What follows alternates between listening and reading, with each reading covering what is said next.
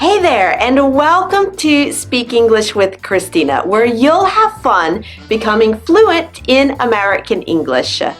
If you're traveling to the US, or if you live in the US, there are a few rules you need to survive.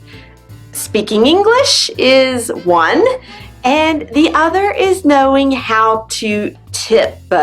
Tipping is a big part of American service culture and not just at restaurants. So it can save you a lot of trouble if you know the rules of tipping. Let's go.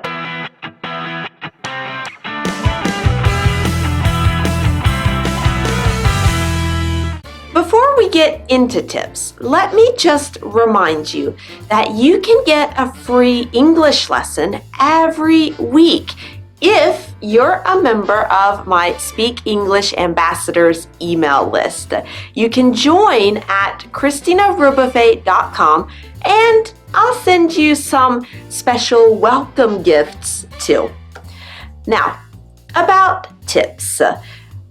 Do you know how much a server in a restaurant is paid per hour in the US?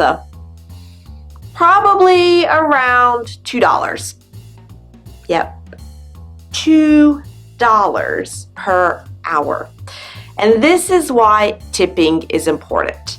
The server's salary comes from tips. And today, we're going to imagine a trip to the US and all the tips that go with it so that you know how much to tip in each situation. Here we go. This is where your tipping adventure begins.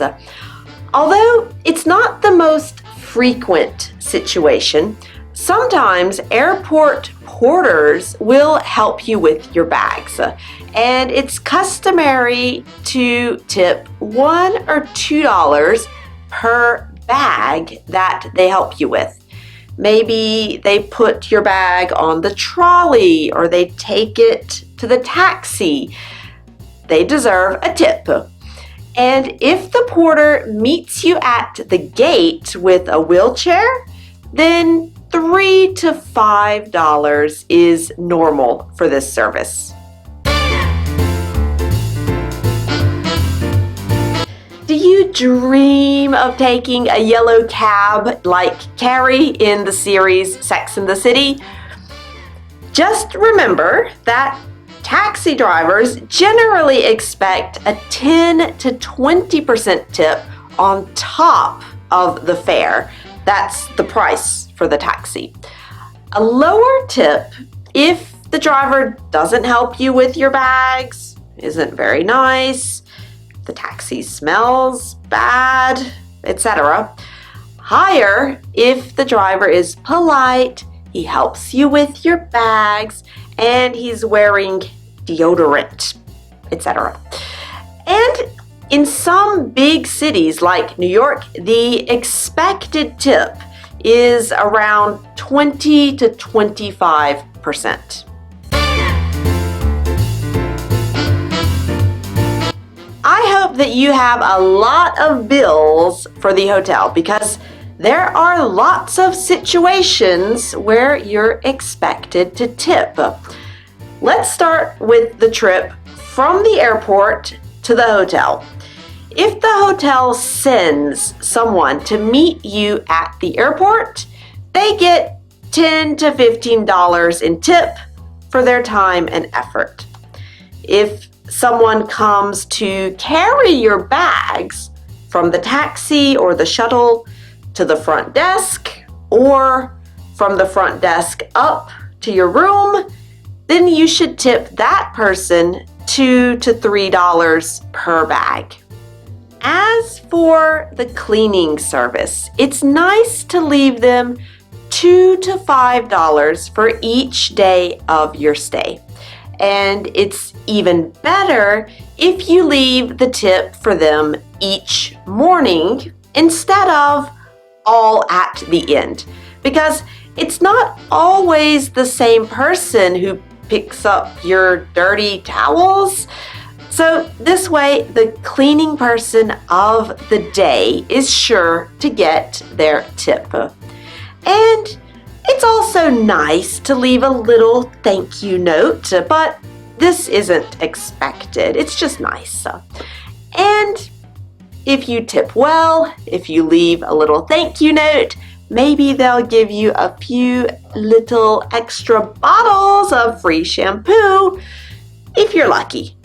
If the hotel has a concierge and they did something nice for you during your stay, they booked a visit for you, they arranged a car rental, they called taxis for you, for example, it's customary to give them $10 to $20 at the end of your stay as you shake their hand to say, "Thank you for all your help during our stay." With all these tips, it's easy to see why Airbnb is so popular nowadays. After you check into your hotel, you want to have a drink to celebrate. At a bar, it's normal to tip $1 per drink if you just have 1 or 2 drinks. If you have 3 or 4 drinks, it's okay to tip $2 total. But if you're paying a round of drinks, it's easiest just to add 10% to the bill. And yes, you tip even if you go to the bar to get your drinks yourself.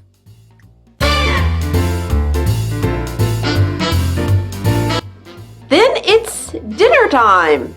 At restaurants, 15 to 20% of your total bill is the standard tip rate. And it's more like 20% in big cities. So, if your bill totals $100, leave $15 to $20 as tip. 15% if the service was good, 20% if the service was really good, and if you weren't really happy with the service, it's still customary to leave at least 10%. If you were really, really unhappy, you can leave no tip, but you should explain why to the manager, or else the server may run after you to ask why you left nothing.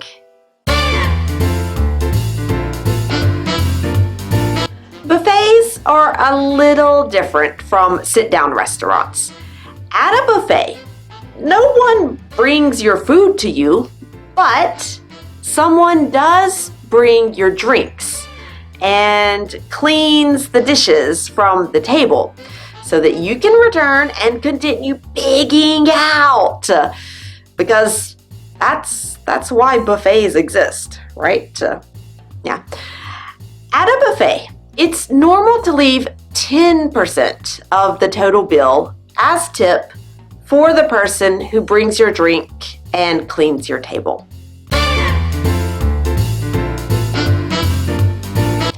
You want to get your hair styled. You're expected to tip.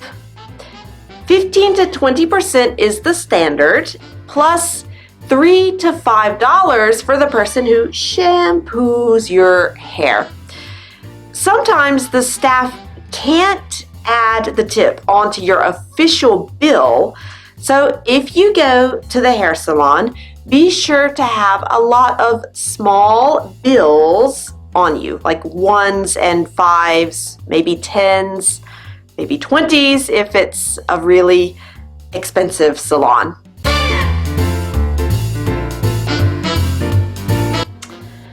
So basically, 15 to 20% is more or less standard in most situations. But if you're not sure, there's a handy app called global tipping that you can put on your smartphone, and it'll tell you how much to tip depending on the situation and the country that you're in.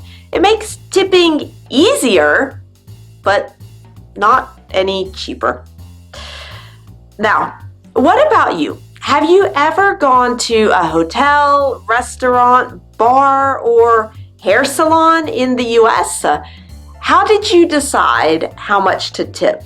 Or did you know that you should tip? Tell us about your tipping adventures in the comments. And don't forget to join my Speak English Ambassadors email list at ChristinaRobofe.com so you can get a new English lesson every Tuesday. Just go to ChristinaRobofe.com and subscribe.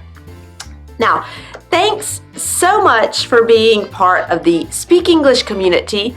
I'm Christina, and I'll see you next week.